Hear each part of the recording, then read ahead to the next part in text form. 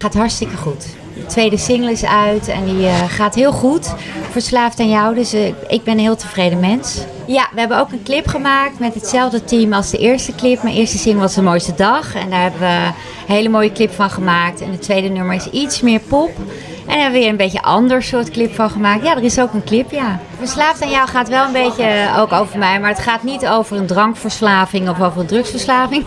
Het gaat gewoon over een verslaving aan het mooie leven. En aan de liefde en familie en vrienden. Het is eigenlijk heel basic. Nou, ik ben vroeger begonnen met zingen in bandjes op school. En toen ben ik Academie voor Lichte Muziek gaan doen. En toen werd ik gevraagd om auditie te doen voor theatergroep Jeans.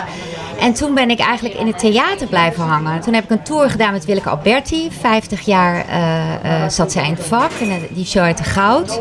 En ik speelde ook jongere Willeke. En ik mocht met haar hele mooie liedjes zingen en spelen. En toen had ik zoiets van, jeetje, hoe gaaf zou het zijn als je gewoon je eigen repertoire hebt. Dus toen zijn we daar een beetje mee begonnen. Er komt straks in mei, juni komt de derde single uit. En er komt een album uit.